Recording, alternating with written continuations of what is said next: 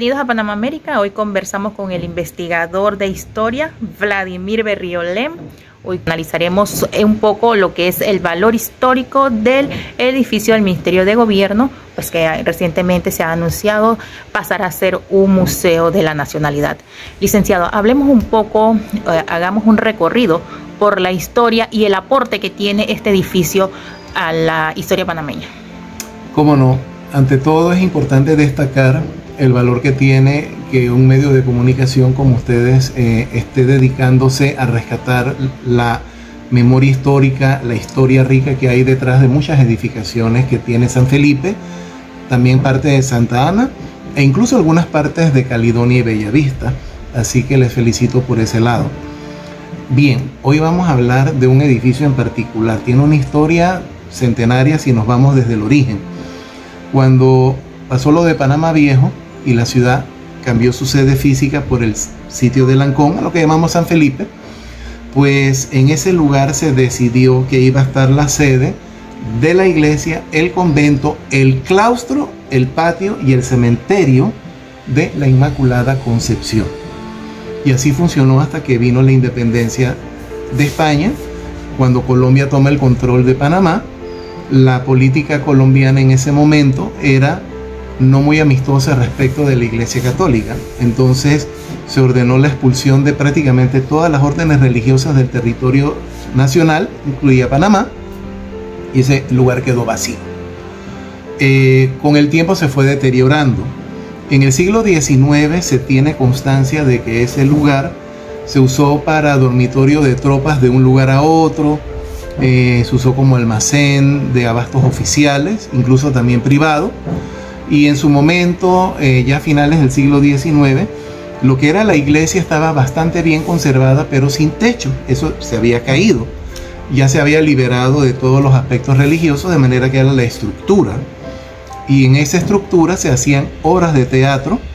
Y de hecho ahí interpretó varias obras Sarah Bernhardt, que era muy cotizada en aquellos tiempos. Y por eso a ese lugar, la iglesia de la Inmaculada Concepción, se le llamaba el teatro de Sarah Bernhardt. Muy bien, cuando Panamá se separa de Colombia, la primera generación gubernamental hizo algo muy grande. Decidieron que se necesitaban estructuras propias, porque hasta entonces éramos una provincia. El Palacio Presidencial era en Bogotá y todas las demás grandes edificaciones estaban en Bogotá. De manera que nosotros necesitábamos las nuestras como capital de la República.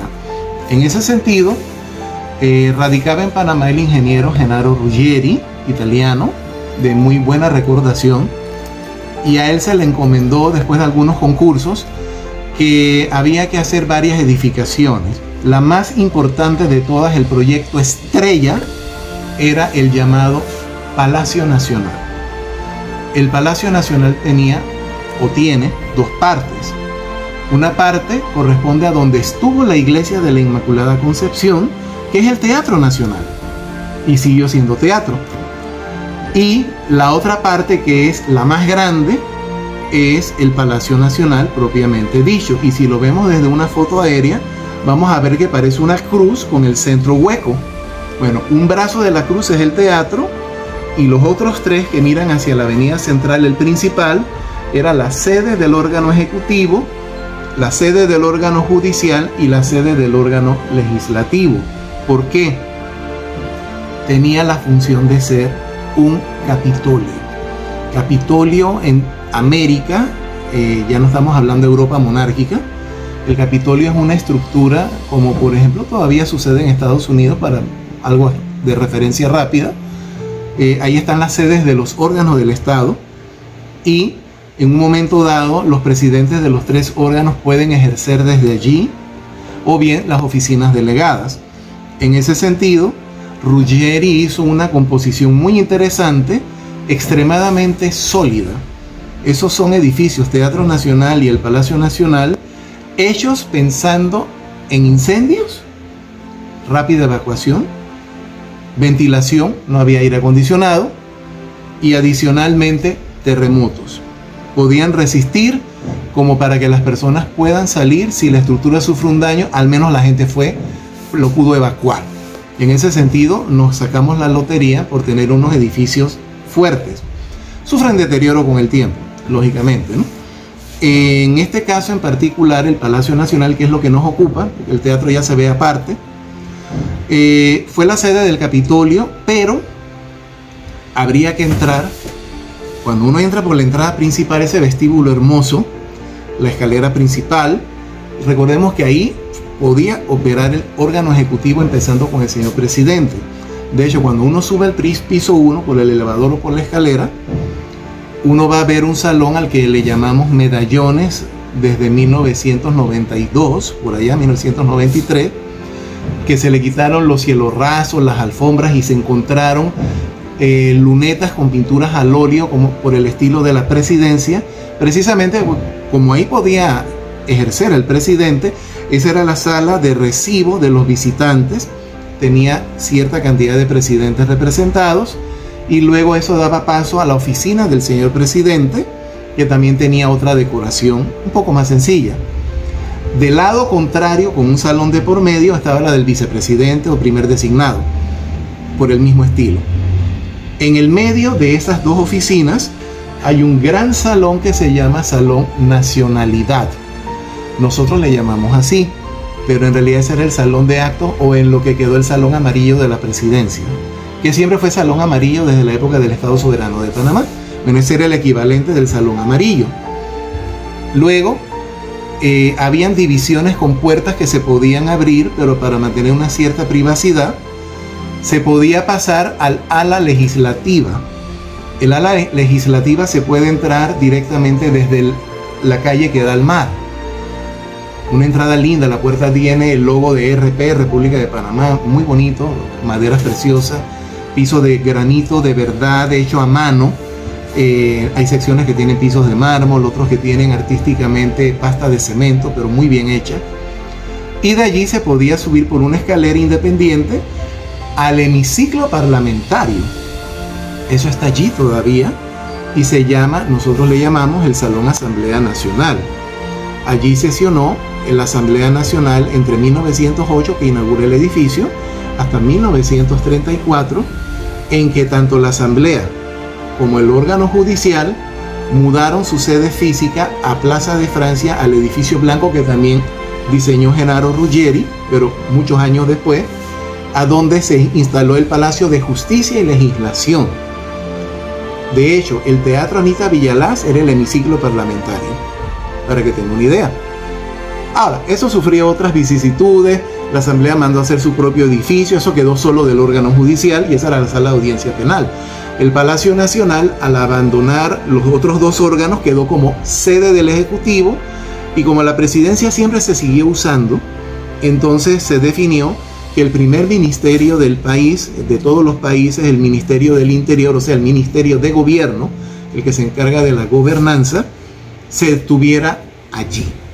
Y allí se empezaron a hacer las diferentes oficinas, algunas todavía son parte de, otras dejaron de serlo. Hay que recordar que alguna vez bajo el Ministerio de Gobierno estaba la Policía Nacional, la Autoridad de Tránsito, bueno, la Dirección de Tránsito en su momento, la de Aeronáutica, estaba lo que sería el sistema penitenciario, se llamaba Corrección, estaba la Dirección Administrativa, la Dirección General de Correos, la de Pasaportes, la de Migración. Era un ministerio gigantesco, que ahí estaban las principales oficinas, nada más. Cada una se fue desarrollando en sus propias edificaciones en el país o en la capital si fuera una institución pequeña, básicamente. Y ya sabemos que en el 2010 varias instituciones tomaron su propia vida como autoridades o instituciones autónomas como los bomberos, pasaporte, migración, etcétera, etcétera, ¿no? La policía sobre todo, y se configura el Ministerio de Seguridad Pública.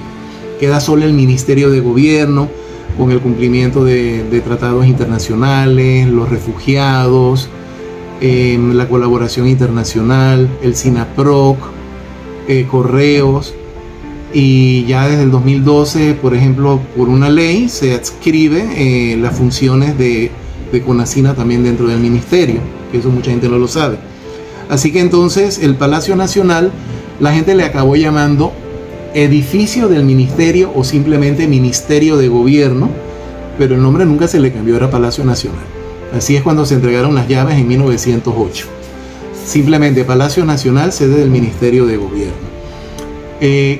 Elementos resaltables de ese edificio, que básicamente ya hemos visto la parte histórica así a grandes rasgos. Primero, fue hecho por un italiano. Todos los materiales, excepto la madera, se trajeron de Italia. Todas las obras se hicieron con personas egresadas o profesores del Colegio de Artes y Oficios o de lo que sería actualmente el Instituto Técnico Don Bosco, el hospicio de los salesianos. Los acabados fueron de lujo. Sobre todo el arte de que cada piso tuviera cubiertas de mosaicos distintos, con diseño. Las oficinas tenían diseños diferentes, techos altos que se pueden sacar 2 pisos de una sola instancia. La escalera del ejecutivo, la del legislativo, la del judicial aparte, todo hecho pensando en tener una congregación de oficinas con una cierta independencia entre ellas y en común un patio interno. Ese patio interno por mucho tiempo estuvo al aire libre. Después que se hizo la última restauración, ya por 2003, se decidió que iba a ser cubierto con techo de policarbonato, porque eso protegía que la humedad no se siguiera filtrando y llegara posteriormente a diferentes paredes. Es un edificio que tiene 7 y pico de años, demanda mantenimiento, eso es costoso. Entonces llega un momento en que, a pesar del mantenimiento, las filtraciones de agua pueden ocasionar distintos ataques de hongos. Algunos parecen un polvo negro, otros se ven como un polvo blanco, otros parecieran como si fueran musgo. Y usted sabe que los hongos no tenemos la mejor relación con los seres humanos, ¿verdad? Eso. Hay personas que les va a atacar la alergia, les va a dar sensibilidades. Cada persona es diferente. Igualmente, a veces cuando hay grandes vendavales, puede ocasionar que se levanten los cielos rasos, cosas así, porque las filtraciones de aire es distintas a las del agua. Pueden entrar por el lugar menos esperado y desembocar por una oficina tratando de escapar, y hace que se desordene todo. Eso asusta a la gente, que se caiga un cielo raso, puede ocasionar un daño también. Entonces el edificio actualmente, que es sede del Ministerio de Gobierno, empezó a mudarse desde el año pasado a un edificio moderno en Avenida Ricardo J. Alfaro, Condado Business Center, y poco a poco ha ido quedando desalojado. En su momento tenía bastantes personas adentro, más de 100, y con todos los equipos, los aires acondicionados. También estaba presentando, usted sabe que San Felipe ha cambiado mucho de 2003 para acá. Ahora mismo hay tanta demanda de electricidad que los mismos sistemas del edificio también empezaron a dar problemas. Eso también era otro riesgo. Cuando vinieron los compañeros bomberos, dijeron que un edificio con esta naturaleza grande, linda, fuerte, pero con estos problemas específicos, ya no era tan seguro para las personas que trabajaban allí, que era diferente si era un edificio de entrar y salir a quedarse a las 8 horas. Porque entonces la respiración, la humedad, la temperatura, etcétera, etcétera, ¿no? Pero es un edificio que ha visto pasar historia grandísima, la producción de las leyes más importantes del país, juicios sonados, pero sobre todo, al ser el Ministerio de la Gobernanza, igualmente la creación de organismos para poder llevar adelante una vida pacífica.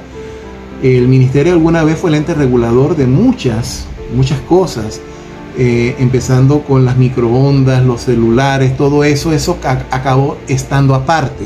Se creó la ASEP, pero alguna vez, sin esos nombres técnicos, todo eso estaba dentro del ministerio. La Dirección de Medios de Comunicación Social, por ejemplo. Entonces el ministerio es como una cajita de sorpresas. Cuando uno la abre, ay, yo no sabía que ahí funcionaba eso. Oh, yo no sabía, estas oficinas tan hermosas, tienen piso de parqué, o sea, a la europea. El edificio, esa es la obra maestra del primer gobierno de Panamá. Más que todo, Amador Guerrero fue el que ordenó que se hiciera. Y el segundo edificio, grande, luminoso, estrella y hermoso, que se mandó a hacer, y lo hizo Ruggeri, fue el Instituto Nacional. Los dos son de estilo renacimiento italiano mediterráneo con planta de liceo francés. Es la manera técnica de describirlo. Aunque definitivamente el Ministerio o Palacio Nacional es hermoso, ciertamente denota que es un lugar para administrar. Es bonito y elegante, pero austero. Eso está bien. Uno se siente, este es un palacio, pero no veo nada superfluo. Esto no es Versalles. El Instituto Nacional, sobre todo el edificio principal, uno entra y uno se transporta automáticamente a Europa, porque aunque tampoco tiene oro, ni tiene plata, ni tiene estatuas por todos lados, su mismo decorado interno dice, me recuerda al Palacio Nacional, pero es mucho más bonito, porque ahí eso iba a ser, ya se sabía que algún día incluso eso podía ser una universidad y tenía que ser un templo del saber, y eso tenía que ser lo más hermoso. ¿Cuánto costó eso? Mire, en las memorias de entrega del edificio por Genaro Ruggeri al Gobierno Nacional, que están en el Archivo Nacional, igual que los planos y todo eso, el Archivo Nacional es muy rico.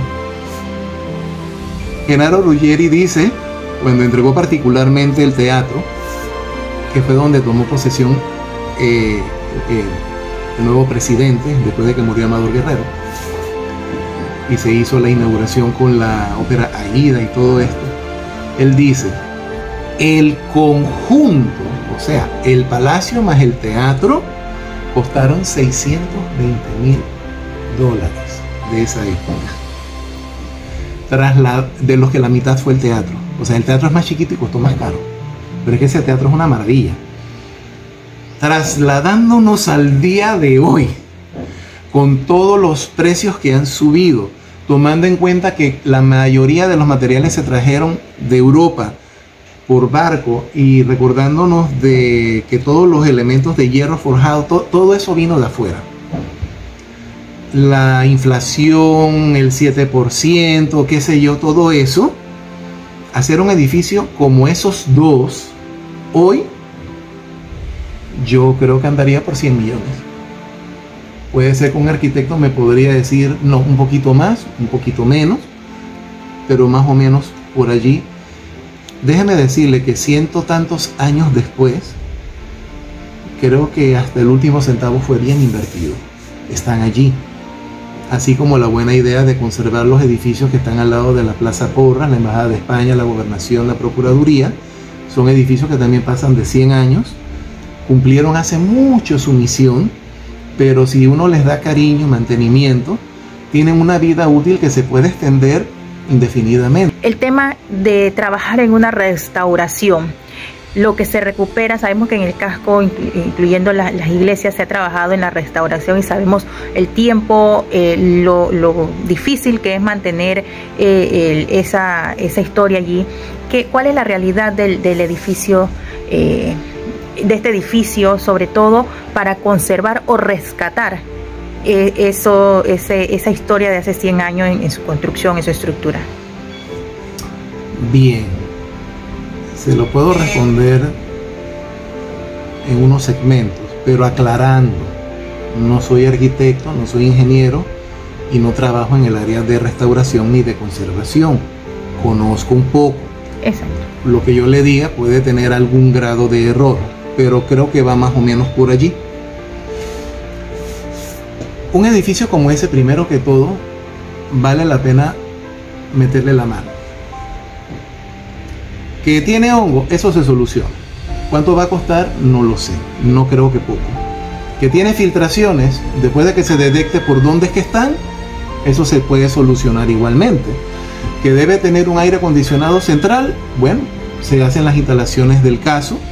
Que tiene problemas con el suministro de electricidad, eso igualmente se puede solucionar dotándolo, como los hoteles y los diferentes edificios grandes que están en el área, que solucionaron sus problemas de electricidad y no hay fluctuaciones. O sea, todo tiene respuesta con tal de que haya las ganas, la voluntad de hacerlo, y un programa en donde el dinero que se invierta, si no puede ser de un solo pago, pues se pueda prolongar en el tiempo hasta que se concluya. Y en un momento dado uno diga, este edificio tiene una vida útil de 60 años más, antes de que peligre y tiene una vida útil de 10 años antes de necesitar darle mantenimiento integral de pinturas, qué sé yo.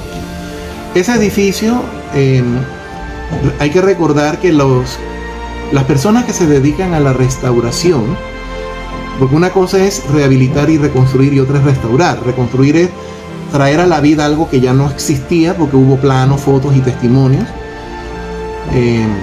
Rehabilitar es algo que está corriendo peligro, apuntalarlo de tal manera que ya no corra peligro y se pueda seguir usando.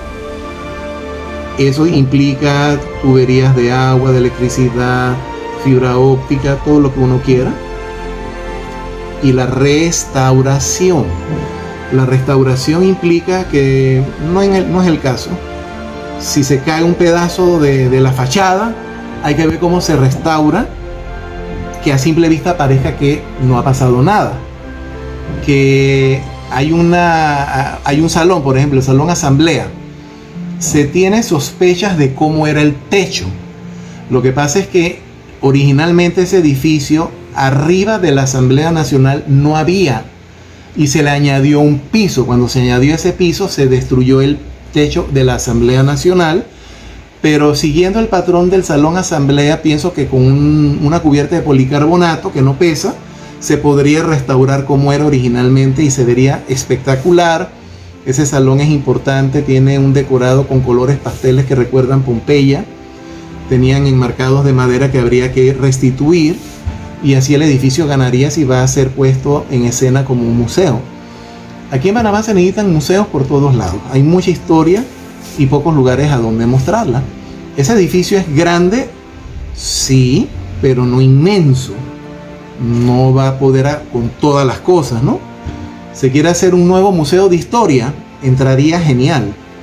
Se quiere hacer un museo de la nacionalidad en donde se destaquen muchos otros aspectos además de historia, incluso que estén interconectados, se puede hacer. ¿Quieren hacer un museo de los pueblos originarios? Pues sí, se puede hacer también. O sea, todo depende de la visión de la persona que administra el edificio una vez que ya esté desalojado, y eso no va a ser instantáneo.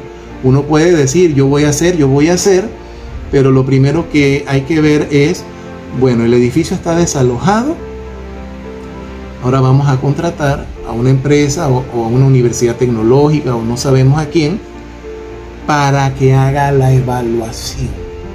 Bueno, miren, esos aires acondicionados hay que quitarlos porque ya esos cumplieron su cometido y ahora hay otras cosas modernas. Y se puede hacer con células fotosensibles de baterías solares. Bueno, vamos a quitar estas maderas porque tienen comején. Hay que ver, aquí detectamos una filtración de agua, tenemos que perforar por aquí y por allá para poderle poner un sellante, un relleno. Eso puede tomar tiempo. Al ministerio, cuando se le metió la mano, eso demoró 3 años. Quedó espectacular, eso sí. Igual cuando le metieron la mano al Instituto Nacional o a la misma presidencia, o cuando le tocó al momento al Palacio, a lo que hoy en día es el Palacio Bolívar. Eso se le hizo una gran inversión en investigación, excavaciones, calas de pintura, hasta que quedó el Palacio Bolívar, que conocemos que ha ganado premio internacional y es un modelo en América. Entonces el Palacio Nacional también merece una oportunidad, ya tal vez no como esa sede de gobierno o del primer ministerio del país, de la gobernanza, pero sí darle a los panameños, a las personas que vienen de las provincias y que vienen de otros países, un lugar impresionante, imponente, que no necesita decoración en realidad, sino lo que es la museografía, los dioramas, una iluminación sugerente, si va a haber cédulas para leer, para los ciegos, para escuchar, si va a haber interacción, holograma. Hoy en día el mundo de los museos ha cambiado radicalmente de como era originalmente. Entonces entrar a un museo hoy en día es una aventura y la gente queda picada y vuelve y vuelve y vuelve. Esa es la idea. Así que no le puedo decir qué puede costar eso, no le puedo decir qué tiempo puede tomar, no sabría decirle si se requerirá que venga alguien especializado de otro país, o creo que la primera restauración se hizo completamente en Panamá, con especialistas y profesionales panameños. El Teatro Nacional sí fue un poquito más complicado por las pinturas de Roberto Luis, vino un señor especializado.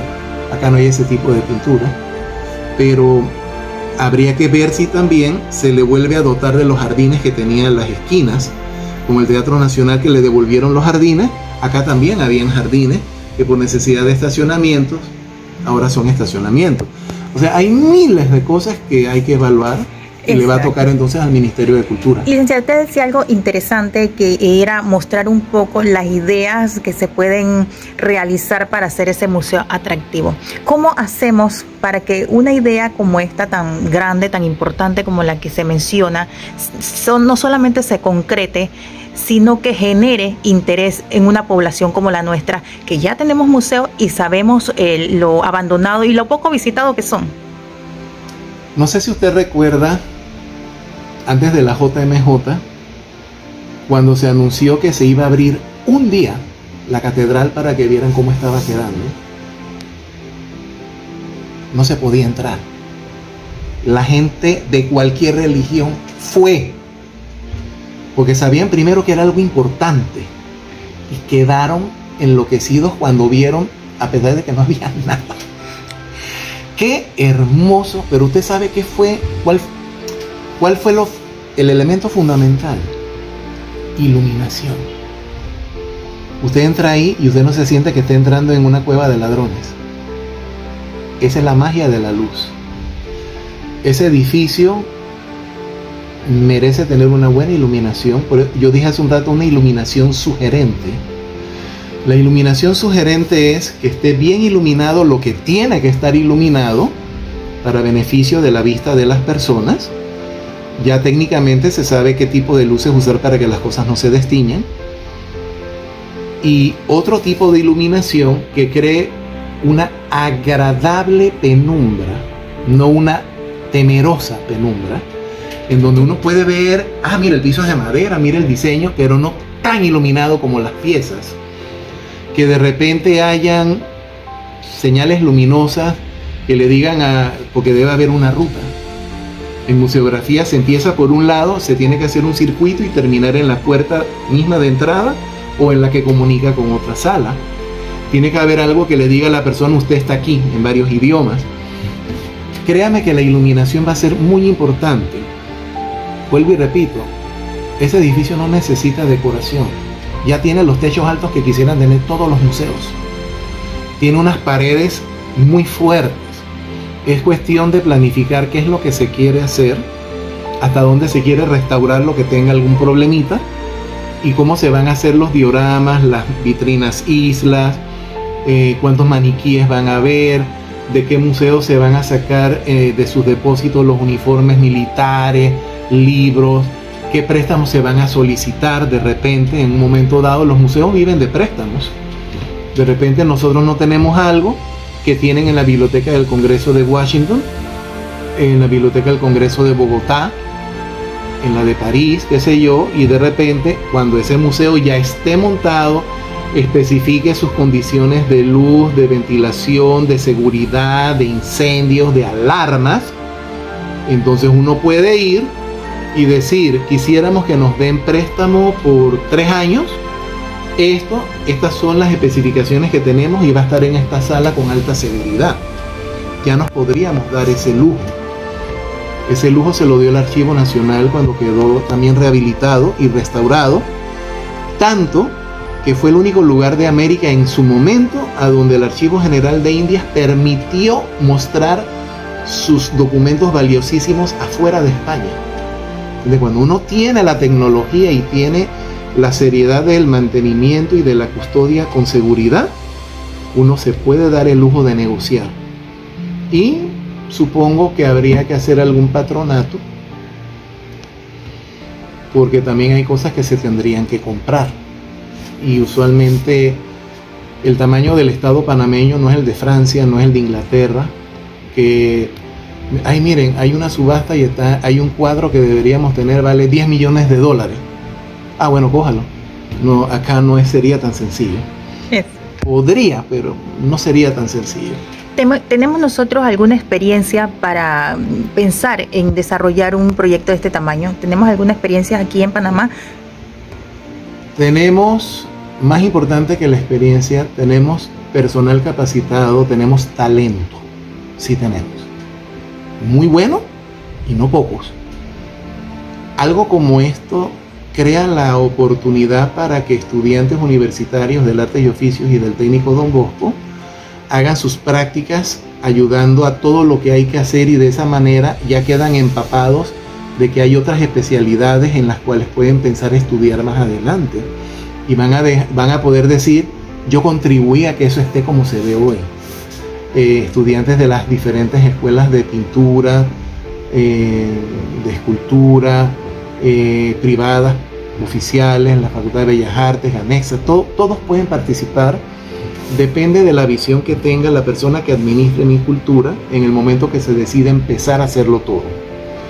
Esa es una toma de decisión que hay que hacerla meditada, porque se puede hacer numero clausus.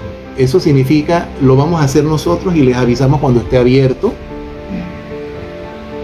O numerus apertus, vamos a hacer una convocatoria para que esto sea incluyente en cuanto al proceso de rehabilitación, restauración y puesta en valor. Entonces ahí hasta los periodistas tendrían un papel importante, que ahora mismo uno diría: restaurar un edificio, sí, un periodista puede tener una gran importancia, pero habría que incluirlo sabiamente, llamarle en el momento correcto para que haga una bonita labor y pueda hacer ese parte noticioso que haga una diferencia de crímenes, corrupción y cosas, y que llame la atención simultáneamente. Ya es cuestión de la visión que tenga la persona, que diga: bueno, ya sabemos lo que hay que hacer para consolidar, para restaurar, para dejarlo bien. Ahora vamos a ver la puesta en escena. Vamos a ver cómo hacemos para que quede el museo montado.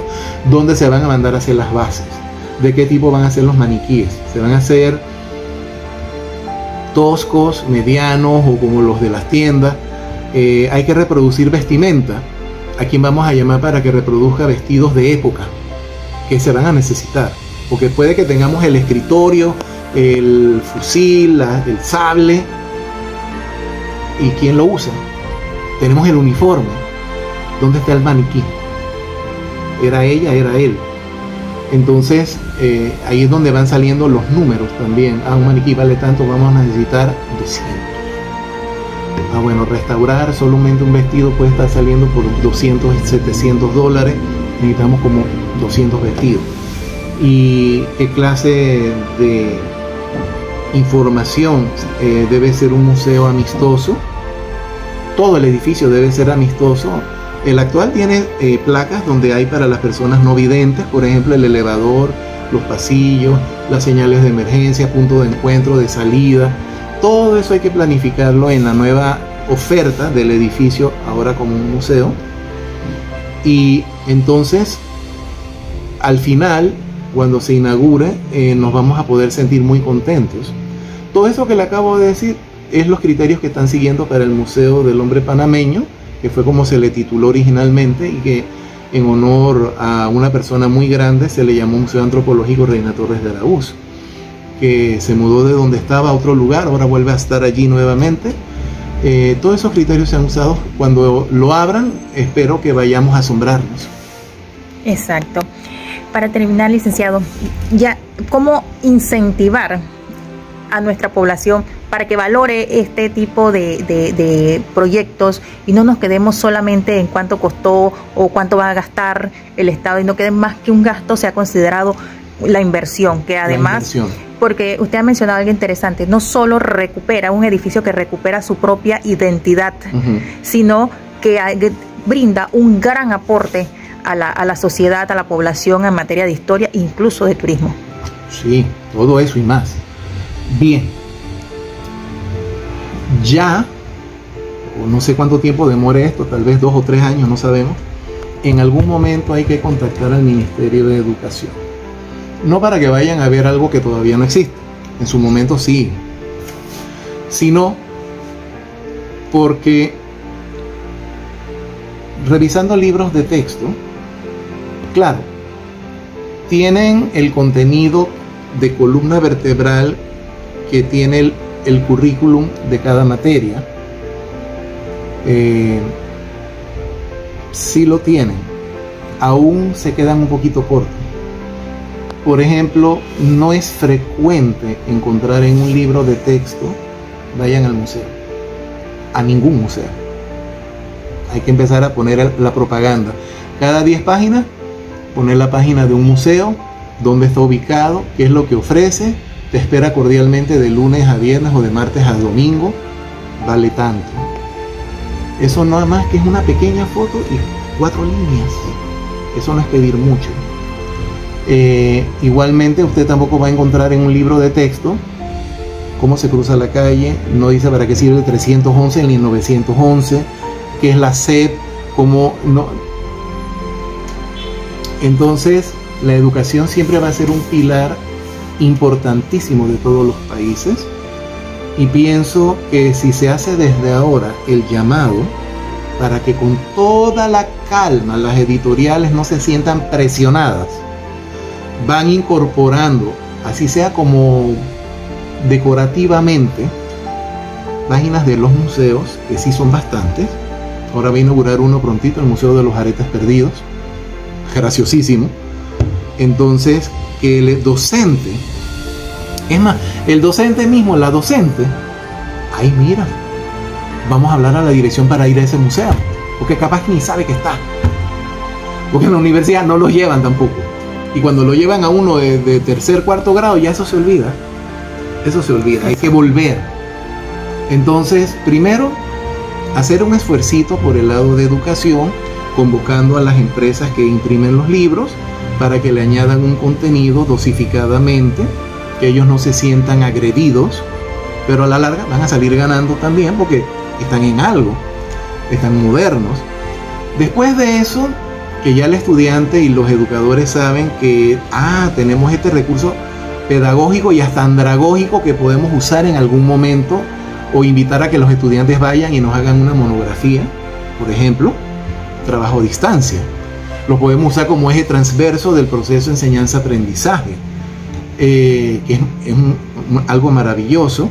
Obviamente, si usted no anuncia que vende el mejor pan del país, solo los que ya lo han comprado van a ir a comprárselo, y poquito a poquito le van a decir a otras personas que ahí venden el mejor pan de Panamá.